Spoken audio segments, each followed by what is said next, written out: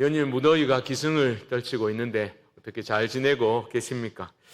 제가 어릴 적만 해도 그래도 교회는 시원하죠. 그렇죠? 어릴 적만 해도 교회에서 무더운 여름에 예배 드릴 때 보면 막 그 장판에 막 이제 허벅지가 쩍쩍 땀에 쩔어가지고 달라붙고 막 그런 환경이었는데 얼마나 쾌적하고 좋은 환경에서 또 예배를 드릴 수 있게 되었구나 새삼 느끼게 됩니다. 환경과 상황이 변하더라도 변치 않는 것이 있습니다. 바로 하나님의 뜻.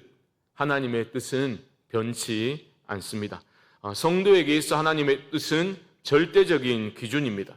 성도의 삶의 방향을 알려주고 삶의 의미를 부여해 주는 것이 바로 하나님의 뜻이다라는 거죠. 오늘 짧은 시간이지만 삶을 변화시키는 기도라는 제목으로 제가 잠시 말씀을 나눌 텐데요. 또 기도가 이래 하지 마시고, 그렇죠? 정말 기도는 성도에게 있어 생명처럼 소중한 것 아니겠습니까? 그리고 제대로 기도하는 것은 참으로 중요한 일입니다. 저는 오늘 말씀을 통해서 우리에게 적극적인 기도가 회복되어서 우리의 기도가 더 힘이 있어지고 그런 기도를 통해서 우리의 삶의 변화가 일어나는 그러한 큰 복된 은혜를 경험할 수 있게 되기를 주님의 이름으로 축복합니다. 저는 적극적인 기도라는 표현을 썼습니다. 이것은 우리의 기도가 소극적인 기도에 머물러서는 안 된다라는 그 문제의식이 반영된 표현입니다. 그럼 여러분, 소극적인 기도는 어떤 기도일까요? 우리 잠시 후 합심 기도할 때 막 주여 외치고 막 큰 소리로 기도하는데 막 기어 들어가는 목소리를 막 주여 이라고 막 혼자 속으로만 하는 기도, 그런 게 소극적인 기도이겠습니까? 그렇지 않습니다. 소극적인 기도와 적극적인 기도, 이것을 어떻게 나뉘냐면 기도의 형식이 아니라 기도의 내용으로 갈리는 것입니다. 기도의 내용에 있어 가장 중요한 것이 무엇입니까? 바로 그 기도의 중심에 무엇이 있는가? 바로 하나님의 뜻이 그 기도의 중심에 있는가? 이것이 가장 중요합니다. 소극적인 기도는 그 기도의 중심에 하나님의 뜻이 아니라 나의 상황과 나의 필요가 그 중심에 있는 기도입니다. 그러니까 소극적인 기도를 조금 다르게 표현하면 청원 기도라고 할 수 있겠죠. 하나님 이거 주십시오. 하나님 저거 주십시오. 하나님 이거 언제까지 안 주시면 알지요. 이런 식으로 하는 청원 기도. 물론 모든 청원 기도가 잘못된 것은 결코 아닙니다. 주님도 필요한 것들을 위해서 구하라 말씀을 하셨습니다. 그리고 하나님은 우리의 삶에 필요한 것들을 구하는 우리의 기도를 결코 외면하지 아니하십니다. 중요한 것은 뭐냐? 바로 그 필요가 하나님의 뜻을 밀어젖히고 중심을 차지하고 비켜주지 않을 때 그 기도가 문제가 될 수 있다라는 겁니다. 목사님, 그래도 소극적인 기도라도 안 하는 것보다는 낫지 않습니까? 맞죠. 기도는 일단 하는 것이 중요합니다. 하지만 나의 필요와 나의 문제 해결만을 위해서 기도하는 그 자리에 머물러서는 안 된다라는 거죠. 기도의 지경이 넓혀져야죠. 이게 전부인 것처럼 평생을 교회를 출입하면서도 내 문제만 놓고 기도하는 그러한 기도에 갇혀 있어서는 안 된다라는 겁니다. 그게 깨어져야 되는 거죠. 결국 우리 신앙의 싸움은 시선 전쟁이라고 표현하지 않습니까? 또 다른 표현으로 주어 싸움 이렇게도 표현을 하지요. 우리의 시선을 어디에 둘 것인가? 이게 참으로 중요합니다. 나 자신에게 시선을 둘 것인가? 아니면 신실하신 하나님께 나의 시선을 둘 것인가? 아니면 내 인생의 주인은 누구인가? 나인가? 아니면 하나님이신가? 주어 싸움이라고 볼 수도 있겠죠. 여러분은 이런 표현하기 그렇지만 이 더운 날 수요일에 교회에 나올 정도면 여러분의 삶의 주인이 하나님이심을 믿으시지요? 예. 그러니까 말은 또 아멘 안 하면 좀 그러니까, 그렇죠? 하나님께서 2025년 여러분의 삶을, 올 한 해를 은혜의 관으로 씌워주셨음을 여러분은 믿으시지 않습니까? 그렇다면 그 믿음을 가지고 기도의 자리로 나아가셔야 됩니다. 우리의 삶을 책임져 주시는 하나님을 향한 믿음 위에서 기도하셔야 돼요. 염려와 근심에 휩싸여서 그렇게 살아가는 것이 아니라 벗어나셔야 돼요. 그리고 그 무엇보다 먼저 하나님의 뜻을 구하는 적극적인 기도가 우리 안에 회복될 때에 여러분 삶에 놀라운 은혜의 변화가 일어나게 될 줄로 믿습니다. 다시 강조드리지만 적극적인 기도는 하나님의 뜻을 아는 데서 시작된다라는 것을 여러분 꼭 기억하십시오. 기도 응답의 비결 그런 거 없습니다. 기도 응답에는 어떤 요령이 필요한 게 아닙니다. 어떤 감추어진 비책이 존재하는 것도 아닙니다. 하나님의 뜻을 가장 우선시하며 추구하는 그러한 적극적인 기도에 하나님은 응답하십니다. 9절 말씀을 다시 한번 보시죠. 제가 읽습니다. 이로써 우리도 듣던 날부터 너희를 위하여 기도하기를 그치지 아니하고 구하노니 너희로 하여금 모든 신령한 지혜와 총명에 하나님의 뜻을 아는 것으로 채우게 하시고. 여러분, 바울은 그야말로 기도의 사람이었잖아요. 그가 사랑하는 교회를 위해서 쉬지 않고 기도했습니다. 너희를 위하여 기도하기를 그치지 아니하고 구하노니라고 말하고 있지 않습니까? 그런 바울이 쉬지 않고 교회 또 성도들을 위해서 했던 기도의 제목이 무엇이었습니까? 하나님의 뜻을 아는 것으로 채우게 하시고. 성도들이 하나님의 뜻을 아는 것으로 충만해지기를 사도 바울은 쉬지 않고 기도했다라는 거죠. 왜요? 우리 삶에서 가장 중요한 것이 하나님의 뜻이기 때문입니다. 저는 정말 우리가 하나님의 뜻을 제대로 분별하고 그 뜻에 순종할 수만 있다면 가장 복된 삶을 살아갈 수 있다고 믿습니다. 정말 믿거든요. 그러니까 제가 이런 내 사랑하는 자녀들이 이런 믿음이 없을까 봐 늘 신경이 쓰는 거예요. 그래서 가정예배 드릴 때 제가 한 번씩 급발진하기도 합니다. 그리고 예배 드리자 하면 막내 놈은 항상 막 10번 중에 한 7번만 화장실 이러면서 막 화장실 막 뛰어가거든요. 꼭 예배 드리자면 화장실 간대. 그래 앉혀놓고 이제 예배를 드리면 이제 이 인간이 정말 하나님 뜻을 가장 소중히 여기고 하나님 뜻에 순종하는 그런 삶을 살 수 있을까?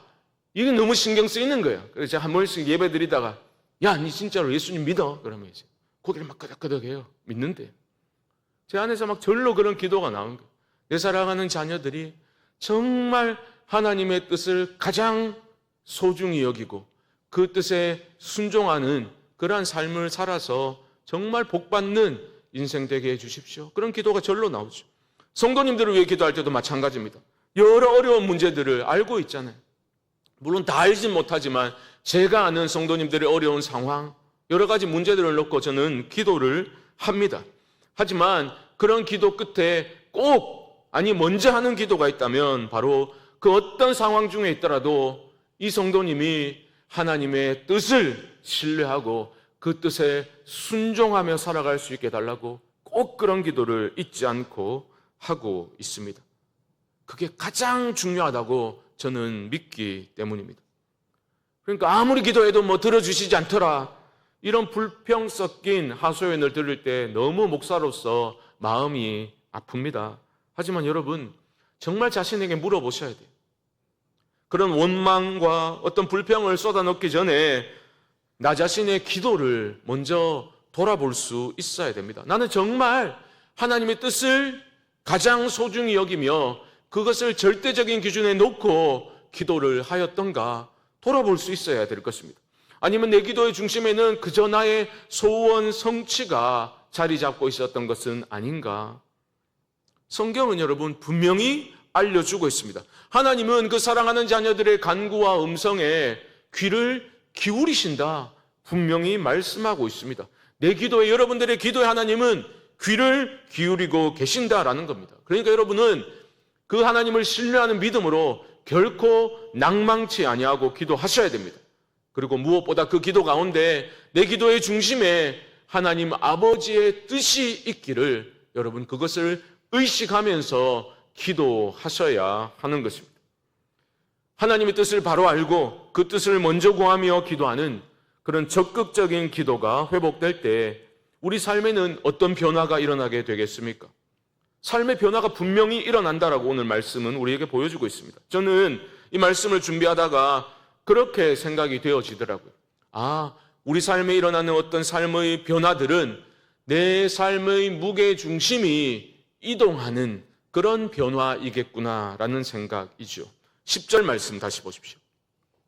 주께 합당하게 행하여 범사에 기쁘시게 하고 모든 선한 열매를 맺게 하시며 하나님을 아는 것이 자라게 하시고, 여기서 우리는 세 가지 변화를 생각해 볼 수 있습니다.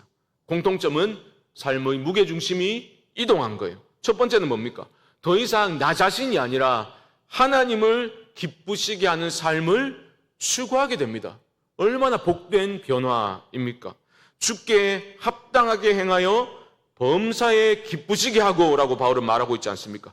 여기서 합당하게라는 표현은 주님께 상응하는 삶, 일치하는 삶, 그것을 의미합니다. 쉽게 말하면 예수님을 믿는 자답게 그 이름에 걸맞게 살아가야 한다라는 겁니다.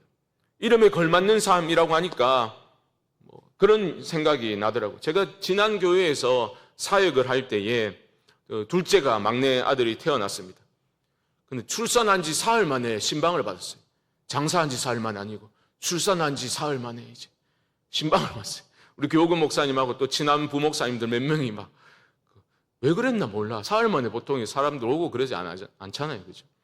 어쨌든 저하고 같이 갔어요. 그래가지고 이제 얘기를 하는데 교적부에 가장 빨리 이름을 올린 성도가 되게 해주겠다면서 막 그 자리에서 막 프로그램을 열어가지고 등록을 하겠다는 거예요. 그 이름이 뭐냐라고 묻더라고요. 제가 이름은 미리 지어놨었거든요. 제가 인겸이라고 얘기해 주니까 뜻이 뭐냐고 묻더라고요.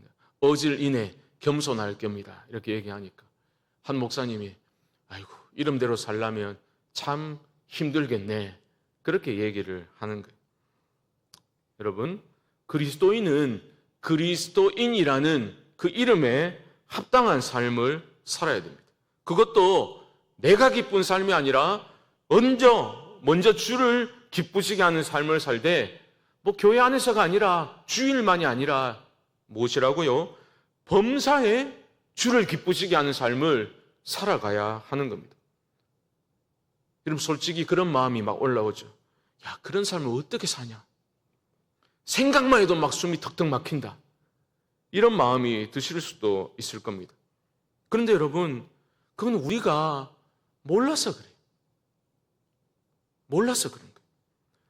정말 하나님의 뜻이 얼마나 선하고 아름다운지, 그 뜻에 순종하는 자들의 삶이 얼마나 복되고 영광스러운지에 대해서 우리가 정말 목이 눈꽃만큼이라도 깨닫게 되면 생각이 완전히 달라지게 될 것입니다. 정말 주님을 기쁘시게 하되 범사에 내가 기쁜 게 아니라 주님이 기뻐하시는 그런 삶을 산다는 것이 얼마나 복된 삶인지를 저는 우리 모두가 깨달아 알 수 있기를 주님의 이름으로 축복합니다.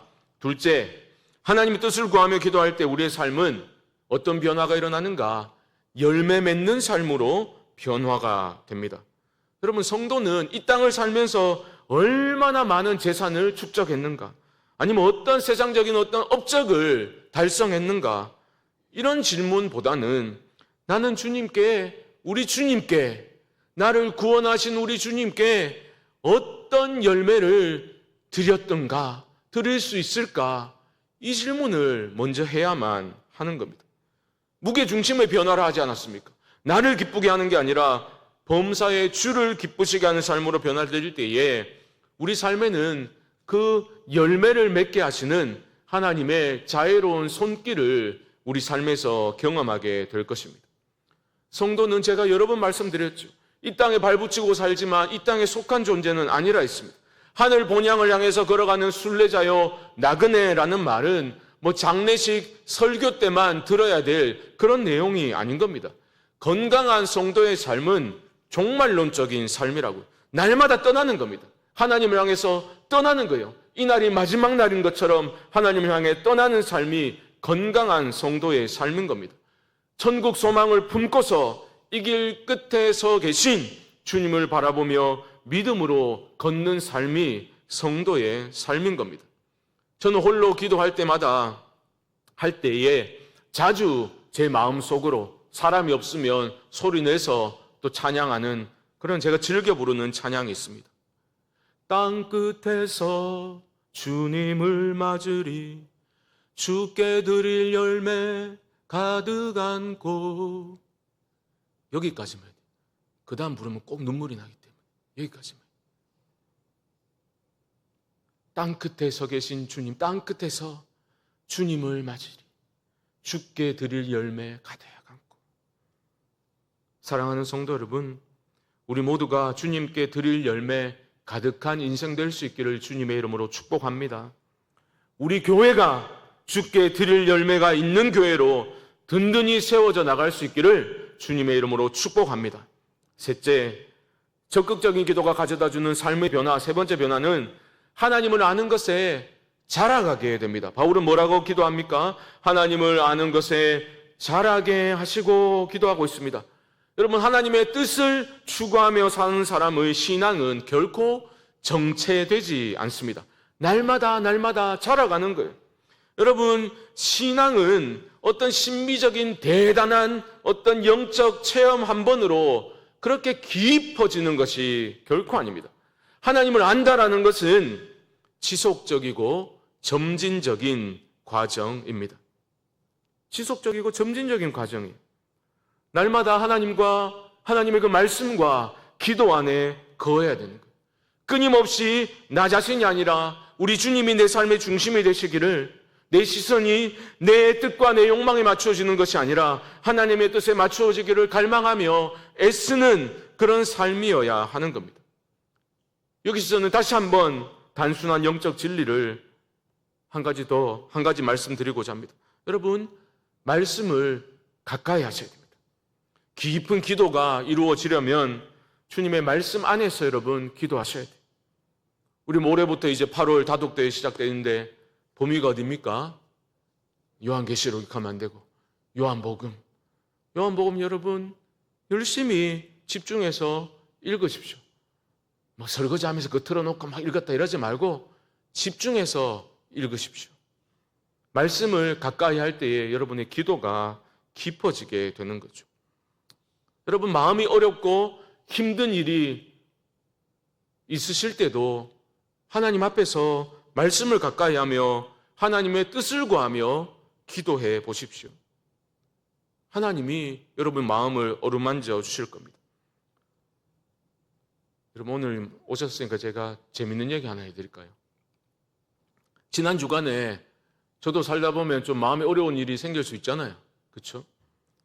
그날따라 자꾸 무슨 일이 있는 거예요. 새벽 기도 때는 좋았죠. 기도하고 좋았는데 날씨가 너무 덥잖아요. 요즘 새벽부터.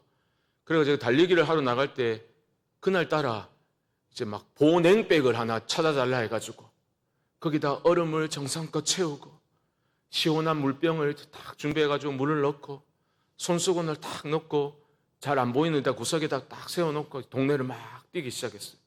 동네를 한 바퀴 뛰고 이래 오는데 제 그 보냉백 앞에 어떤 할아버지가 이래 서 있더라고요. 저는 설마 이렇게 하면서 이제 다시 제 가던 길을 갔거든요. 그 한 바퀴 더 돌고 오니까 이 가방이 없어진 거예요. 얼마나 야속하든지. 젊지는 않지만 내가 너무 더우니 나에게 시원한 물을 좀 다오 이러면 제가 기쁨으로 그걸 드렸을 건데 그 보냉백을 가져간 거예요. 그 할아버지가. 딱 보니까 막 땅에 막 얼음은 다 쏟아놨어. 무겁다고. 그 얼음 녹은 정도를 보니까 한 5분 정도 안에 있겠더라고요. 제가 동네를 2바퀴 뛰었습니다. 그 할아버지 잡으려고. 그냥 줬을 건데 달라 하면 훔쳐가는 건 또 다르잖아요. 근데 그 잡으려고 내가 동네를 굉장히 빠른 스피드로 2번 돌았어요. 근데 못 찾았어요. 그때부터 뭔가 안 좋았는데 이건 웃자고 한 얘기고 사실입니다. 근데 조금 속상할 수 있는 일이 그 후에 생겼어요.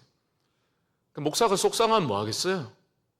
하나님 앞에 나가서 이제 제 내면을 그죠? 성찰하면서 왜 내 마음이 어려울까? 그러면 돌아보면서 말씀을 읽으면서 이제 기도하는 거죠. 그 순서에, 읽는 순서에 따라서 이렇게 시편 말씀을 읽어 나가는데 시편 131편 말씀에 하나님이 저를 불쌍히 여기서 그 말씀으로 위로를 해 주시더라고요. 131편은 3절까지밖에 없거든요. 1절 말씀만 보여주시면 여호와여 내 마음이 교만하지 아니하고 내 눈이 오만하지 아니하오며 내가 큰 일과 감당하지 못할 놀라운 일을 하려고 힘쓰지 아니하나이다. 내가 감당하지 못할 큰 일, 놀라운 일을 행하려고 너무 애쓰지 말자. 내게 주어진 일을 성실히 최선을 다하되 너무 그렇게 하지 말자. 그런 마음이 생기더라고요. 저한테 적용해 볼 때.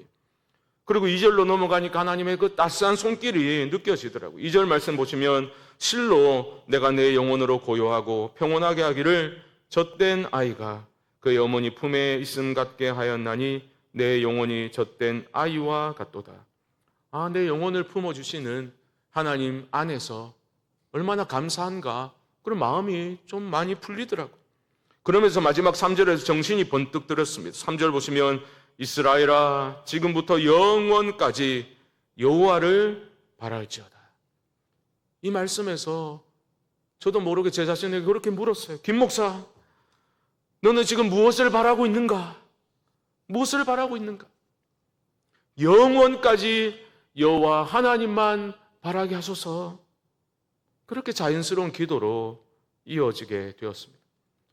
저는 하나님이 아무것도 아닌 일일 수도 있지만 제 딴에는 보냉병 사건 말고 다른 일이 있었다. 그 짧은 그런 시간의 경험을 통해서도 하나님이 얼마나 우리를 돌보시는가, 심령을 어루만져 주시는가. 여러분, 하나님을 아는 지식에 자라간다는 것은 어떤 거창한 일이 아닌 거죠. 내 삶에서 일어나는 모든 일들 가운데 절대적인 기준인 하나님의 뜻을 중심으로 그 말씀과 기도 안에서 하나님의 뜻을 구하며 하나님만 바라게 하소서, 이러한 기도로 이어지는 것, 그러한 경험을 하면서 우리의 영혼은, 우리의 신앙은 자라가게 되는 것입니다. 사랑하는 성도 여러분, 나의 기분과 나의 감정과 나의 상황에 휘둘리지 마시고 삶의 여러 어려운 문제들 앞에서도 먼저 하나님의 말씀 앞에 여러분 자신을 세우시고 하나님의 뜻을 먼저 추구해 나가심으로 하나님을 아는 지식에서 계속해서 자라가시는 여러분 되실 수 있기를 주님의 이름으로 축복합니다. 마지막으로 이처럼 하나님의 뜻을 적극적으로 먼저 추구하고 기도하고 그 뜻에 합당한 삶을 살기 위해서 애쓰는 믿음의 사람들에게 하나님은 무엇을 주시는가, 이것만 살펴보고 마무리하겠습니다. 하나님 무엇을 주시는가? 바로 능력과 감사를 주십니다. 11절 보십시오. 그의 영광의 힘을 따라 모든 능력으로 능하게 하시며 기쁨으로 모든 견딤과 오래 참음에 이르게 하시고. 여러분 꼭 기억하십시오. 하나님의 뜻을 아는 것도 그렇고 하나님의 뜻대로 사는 것도 내 능력이 아니라 하늘의 능력으로만 가능한 겁니다. 내 능력으로 하는 게 아닙니다. 그의 영광의 힘을 따라 모든 능력으로 능하게 하시며, 능하게 하셔야 할 수 있는 거예요. 우리가 하나님의 영광에 눈을 뜨게 되면 하나님의 뜻을 깨달아 알게 되죠. 그리고 그 영광의 능력이 내 안에서 역사할 때 무슨 일이 일어납니까? 우리는 그 하나님의 뜻에 순종하며 살고자 하는 능력을 얻게 되는 거예요. 용기를 얻게 되는 것입니다. 그러니까 세상의 유혹을 뿌리칠 수 있는 힘이 내 안에서 솟아나는 것이죠. 하나님 뜻을 신뢰하면서 세상의 유혹을 뿌리치고 그 하늘의 능력이 그렇게 우리를 만들어 주는 것입니다. 세상이 유혹하고 조롱해도 하나님께 온전히 집중하며 살아갈 수 있기 위해서는 그 능력이, 하늘의 능력이 우리에게 임해야 하는 겁니다. 그러므로 여러분 이 밤에 기도하실 때 하늘의 능력으로 나를 더딥혀 주옵소서 기도하실 수 있기를 바랍니다. 이런 하늘의 능력이 내 안에 역사하게 될 때에 우리 안에 무슨 일이 일어나는가? 견딤과 오래 참음이 나타나게 됩니다. 11절 하반절 다시 보시면 기쁨으로 모든 견딤과 오래 참음에 이르게 하시고. 하나님이 하늘의 능력으로 우리에게 함께 하시고, 그때 우리는 어떻게 할 수 있다고요? 견딜 수 있고 오래 참을 수 있습니다. 여기서 견딤이라는 것은 어려운 환경이나 어떤 외적인 그런 상황을 참는 인내를 말하는 겁니다. 오래 참음은 무엇이냐? 사람들을 향해서 어떤 관계적인 문제나 그 갈등, 그런 것들을 겪을 때에 인내와 자비로 사람들을 대할 수 있게 하는 것을 의미하는 겁니다. 견디는 것도 오래 참는 것도 하나님의 능력이 임해야만 가능한 것입니다. 여러분, 고난의 상황에서 우리는 연약하기 때문에 흔들릴 수도 있죠. 하지만 하나님이 우리를 지켜주십니다. 그 여러 어려운 일들, 관계적인 어려움과 갈등 속에서도 분노의 지배를 받는 것이 아니라 하나님의 사랑 안에서 견딜 수 있도록 우리를 하나님이 붙들어 주시는 겁니다. 그런데 여러분, 놀라운 것은 뭡니까? 억지로 견디고 오래 참는 게 아니죠. 어떻게 해요? 기쁨으로 견디고 오래 참게 되는 것입니다. 우리가 하나님의 뜻 안에, 또한 하나님 안에 온전히 거할 때 주어지는 하늘의 기쁨이 우리의 심령을 다스린다라는 거죠. 이렇게 되면 결과적으로 우리가 어떻게 되겠습니까? 하나님의 뜻을 붙드는 사람들은 결국은 감사하는 자로 살아가게 되는 것입니다. 마지막 12절 말씀 함께 한번 읽어봅시다. 12절 시작. 합당하게 하신 아버지께 감사하게 하시기를 원하노라. 감사하는 자로 살아갈 수 있게 되는 거예요. 하나님은 우리를 향해서 뭐라 하셨습니까? 항상 기뻐하라 말씀하셨죠. 그게 바로 우리를 향한 하나님 아버지의 뜻이다 말씀하셨습니다. 어떻게 항상 기뻐하는 것이 가능합니까? 하나님의 뜻을 깨닫고 그 뜻을 붙들 때 가능합니다. 이미 그리스도 안에서 우리를 구원하시고 자녀 삼으시고 영원한 하나님 나라의 기업을 주셨다라는 사실을 깊이 깨닫고 그 미래의 약속을 성령 안에서 지금 여기에서 누리게 될 때에 우리는 상황을 초월하여 기쁨을 누리며 살아갈 수 있게 되는 거죠. 그때 우리는 이 땅을 감사하는 자로 살아갈 수 있게 되는 겁니다. 기쁨으로 견디고 오래 참을 뿐만 아니라 감사하는 자로 우리는 하나님의 뜻을 바로 알고 붙들고 행할 때에 우리는 감사하는 자로 살아갈 수 있게 되는 것입니다. 이게 바로 새로운 세상에 눈을 뜨는 거죠. 여러분, 이 새로운 세상에 여러분 눈을 뜨셔야 돼요. 이것이 바로 어떤 허망한 이야기가 아니라 어떤 추상적인 이야기가 아니라 이게 주 안에서 주어진 실제라는 것을 여러분들이 믿으셔야 되는 겁니다. 현실의 상황에 굴복하는 것이 아니라 우리 모두가 저는 하나님의 뜻에 완전히 굴복하여서 그 뜻대로 기도하여 하늘의 영광의 능력으로 충만하여지고 이 땅에서 기쁨으로 견디고 오래 참는 그러한 참된 신앙인의 모습으로 참으로 감사하는 자로 살아갈 수 있는 그런 은혜가 우리 모두에게 임할 수 있기를 예수님의 이름으로 간절히